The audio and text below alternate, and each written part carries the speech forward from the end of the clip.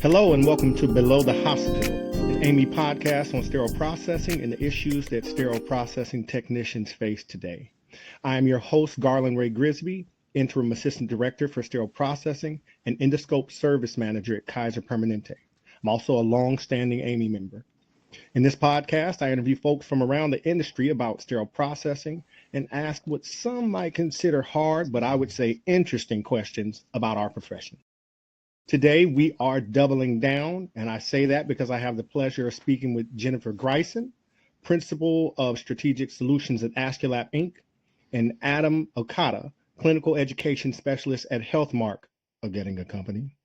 They are both co-chairs of AAMI Working Group 45, which is processing of tattoo machines and accessories in healthcare settings. Did I miss anything? No, That was great. I think you got it. All right. Now, this is an interesting topic, right? Tattoo machines, accessories, AAMI, sterile processing. So you guys can take these questions however you see fit, but let's set the stage for our listeners and for me, right? What is the central issue that Working Group 45 is addressing? Well, I can start off, I think. So what we're seeing more and more is tattoo equipment, be it the machines, the accessories, that type of thing, are being brought into hospitals, really from a plastic surgery perspective, to help with micropigmentation, to help blend or to help create different pigment on the skin. And then this equipment shows up down in sterile processing post-use, and folks don't know what to do with it. It would be nice if proactively there were pre-alerted that the instruments and the items might be showing up down sterile processing, but that's not always the case. And so our goal with this document is to really help folks understand what they're looking at, number one, and number two, give them some guidance. And our goal is a one-stop shop in this document to give them guidance as to how to process these items when they do appear down in their sterile processing. Adam, you got anything to add to that one? No, I mean, that was perfect. I was thinking of things and she mentioned everything I was going to say. So yeah, that was great. Yeah, I mean, we live in a world where we always, in SPD, where there's always something that comes down and we're like, what are we supposed to do with this? And everybody thinks, oh, just process it. No, you can't just process it. Yeah. So you touched on it a little bit, Jennifer, about the different procedures, but what kinds of procedures require the use of this equipment in hospitals and healthcare facilities? Because, I mean, it may be new to some folks. Yeah. So from our research, and again, Adam and I are not the tattoo experts. We are industry. I ran offsite instrument processing for a while, and that's actually where I got into this space. Nice. Because a hospital in Southern California contacted me when I was doing this as a business and said, we want you to process this item. And they were using it for mastectomies as a reconstructive effort to reconstruct the areola. And actually, I think they can do it somewhat three-dimensional with the tattooing and make it look very realistic. And that's where I was first introduced to it. Adam and I in our research have realized that there's a whole world out there of medical tattooing or intradermal tattooing. And another application that we know of is for burn patients, especially if it's on a face or hands or somewhere where it is very visible, that you can blend the pigment of the skin through tattooing a little bit with eyebrows, which we know has been done. It can be done to create hair on the head. So there's a lot of applications for this. Now, some of that is cosmetic, but some of it also does pass into the necessary medical just to give folks confidence, especially if they've got a large scar or they're wanting to hide something that was from an accident or a burn or something like that. Thank you for sharing that information. And it actually hit home when you mentioned mastectomy. My mom went through a mastectomy years ago. And so that hit home. Oh, no, I was just going to add, it's an area of growth for sure. I mean, we're seeing these procedures coming into medical facilities more and more. In my career, because I left the hospital about 4 years ago, I saw it twice in my career before I left. But from what we're hearing, these are coming in more often. And so we're going to see this is really an area of growth, and we're seeing more and more tattoo artists coming into medical facilities. So it's something we're going to see going forward. Couldn't have told me this was going to happen 20 years ago. Sorry. And Adam actually just highlighted something that you may or may not know, Garland, and that is a lot of times they do bring the tattoo artist in or the tattoo technician in to perform the procedure. And sometimes they're trying to leave with their equipment post-use. And that, again, is when sterile processing is involved. Yep. It kind of reminds me of the dental instruments. Exactly. It's very similar to dental implants, with that specialty coming in with their instruments and then leaving with their instruments that they own. Very similar. Yeah. So that being said, jumping into the risk, right? What are the risks associated with processing tattoo equipment or sending these contaminated pieces of tattooing equipment back out, right? Like you said, with the tattoo artist or whoever brought them into the facility. What's the risk? It's interesting because we don't really know. There's really not a lot of information. The FDA does not regulate tattoo machines and equipment and accessories. And so these are coming in. A lot of people have no idea how to process them. They're probably just, spraying them with water and sending it to the other side. But these are going to break the skin. They are drawing blood. So there is going to be a risk of contamination with them.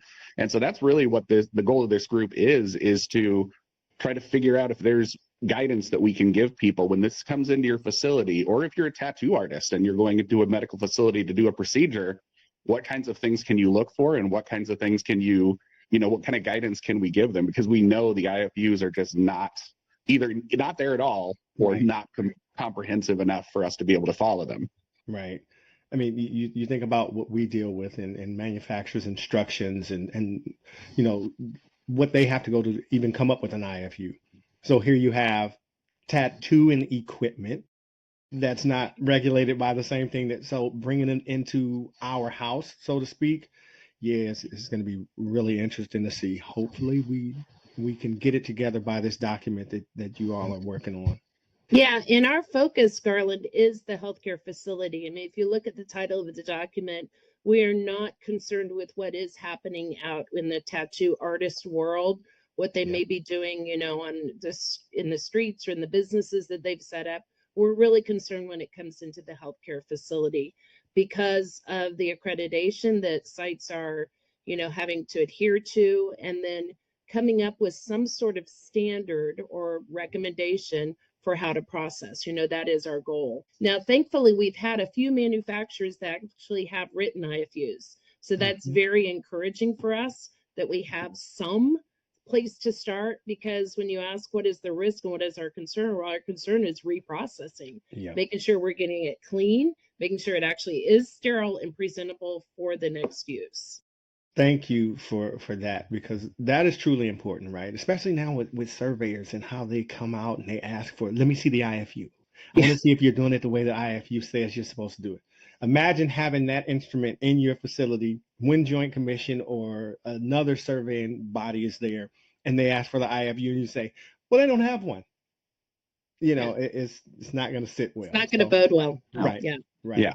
So at least this document can give folks, something to stand on or something to, guide them through. So Adam, you mentioned when you were in the hospital, you saw it about 2 times or whatever. So what have you all heard about SPD staff and their encounters with unexpected tattoo equipment? Does this happen more now? And then also, if it does, what sources are available for them already while they wait for this document? I mean, currently there's not much at all. I mean, we were given an IFU by one of the members on the group. And when we looked at the IFU, it said to, and correct me if I'm wrong, Jennifer, it said to sterilize by wiping with a damp paper towel. Oh. And that was how you sterilize this device. And it was, I put sterilize in quotes. I don't know if you can see it, but it is definitely not a way you would sterilize anything. So that's in their quote unquote instructions for use. So the guidance is really poor. And we're trying to figure out a way to give information to reprocessors so that they have a fighting chance of doing these correctly, when the manufacturers are not under any obligation to provide a comprehensive IFU. So that's really the struggle here, and really going to be the gap in knowledge between, you know, what's available and what really should be available for reprocessing. Yes, you said it. A fighting chance. A fighting chance, because this seems like it's about to be an uphill battle. Yeah. It has been, yes. So regarding this group, this working group, what standards or other guidance documents will this group produce, or have you talked about producing? So we are trying to give the folks out there a one-stop shop document. And the reason we decided to do that is that we feel that this is a healthcare setting, but defining a healthcare setting could be an ambulatory surgery center, or maybe some sort of procedure room or something like that, that they may not have access to a lot of the other AAMI standards or recommendations out there. So be it a TIR or an ST. So our goal is to really give them one document to where they're receiving, they're inspecting, they're decontaminating, you know, the whole gamut through sterilization, transporting, and bringing in language from some of the STs, the standards, and the TIR recommendations out there. So that it's a full cycle for them to be able to process. We're also looking at the limited language we do have for IFUs. And again, we're not going to defer or deter anyone from following an IFU. If an IFU is available, they will follow that. But this will give them guidance beyond that IFU, to be able to bring in some of the other recommendations and standards. Awesome. So you really hit on my next question, but if you have anything additional to add about the needs, you just discussed the needs that this guidance document will fill, but just how do you feel it will provide clarity for your SPD staff?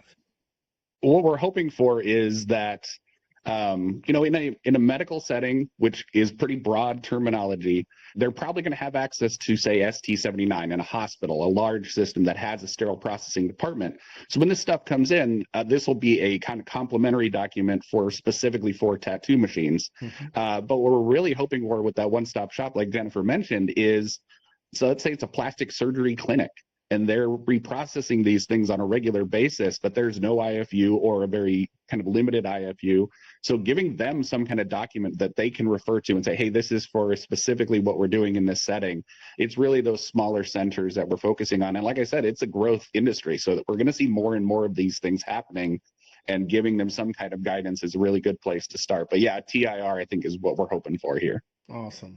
So who is represented in this group in addition to end users? Of course, we always want the end users to be involved, but who else is involved? We've got representatives from a lot of major medical device companies out there. And then now we have just recently, and they're in the process of getting into our working group, actually have some tattoo artists that are joining us. Nice. That have, and we have one in particular that's got a great story because she herself is a cancer survivor. Wow. So really hoping that in the next probably 30 to 60 days, having those folks on. Adam and I have spoken with them and counseled with them and gotten some direction. And but having them on board really helps. We've got a great end user also that's working at a VA in the Midwest that was a former tattoo artist, and now he works in sterile processing at a VA. And we just ran into another one at HSPA, a week and a half ago. Adam and I did. That's in Ohio, and he's a former tattoo artist working in sterile processing. So it's nice to see that segue and that transformation, from folks being in the tattoo world, coming into sterile processing, and now they're like, oh, I get it. Yeah. Now I can really give you some input. So yes. I think that's exciting for us. Yeah, it's always a good thing to have the individual that uses it, their input, so they know more about it than we do, right? They're going to tell us what they use it for, how they use it, and we don't know. Even if we have tattoos, we don't know. Yeah. And so that is a plus. I no doubt they will make this document what it should be, right? Having the perspective of the person that actually it's in their hands. So, calls of action. Do you have a call to action? And if so, what does your group need to take its next step? I mean, if we have a call to action, I think it's definitely going to be we need more input from anyone involved in this process, from users who have used this equipment, like the tattoo artists and people like that are interested in this. I think we're also looking for manufacturers of these devices to come on board, and so we can talk to them about possibly developing more clear IFUs and getting involved with the standard so they kind of understand what's coming. Not standard, I apologize, technical information report, so that they're aware of what's on the horizon. But really, and sterile processing people, if you've encountered this in your facility, how did you handle it? We want to know those kinds of stories as well. So joining the AAMI groups and then getting on our task group as well, those are the people that I think we're looking for primarily. Anyone who's been involved with the tattoo equipment in hospitals or medical facilities. Absolutely. Right now, we have no one that's actually manufacturing these devices on our committee. So that is, if that's the number one call to action, that's probably that. Nice. And I think, they're a little nervous as to what might be coming into their world, as far as eyes watching what they do, what they develop, and how it can be cleaned. But it's necessary now that it's come over to the healthcare setting. It's absolutely necessary that we all collaborate. Yeah, that's good. I mean, I totally understand the fear that they may have, like, oh, wait a minute, now this is going to put us in a different bracket that we never wanted to be in the first place. Right. But it's actually a plus for them because now they're in a different bracket and more visibility is being brought about. And, it's good for both sides. Good for both Correct. sides. For sure. I mean, if a manufacturer was to develop a really comprehensive IFU based on this report that we're putting out, I mean, imagine what they would be able to sell that to departments and say, hey, ours has IFUs that we've been through this process with, whereas other manufacturers may not have anything. So they would be a huge advantage if manufacturers wanted to get on board. And I think that's the biggest thing we really do need manufacturers to get involved with the process. Yeah, definitely. Yeah. So is there anything else that either of you would like to share about this group? No, I think I would just like to thank AAMI for considering this because it's much needed.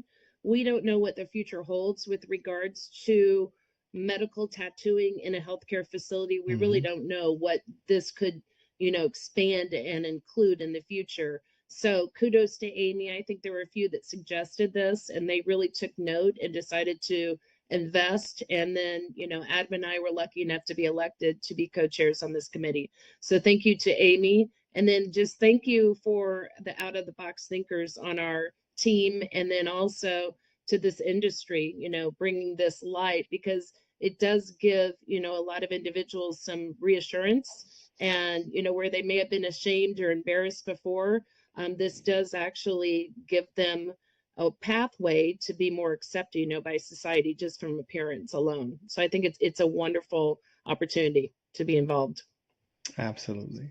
So get involved, folks. If you're not already involved, get involved. Please. Have a voice. Have a voice. So congratulations to both of you for being appointed as co-chairs for this working group. Looking forward to the document coming to fruition and our folks out there will get a chance to review it and use it in their settings. So again, thank you, Jennifer and Adam, for taking time to sit and chat with us on this episode of Below the Hospital.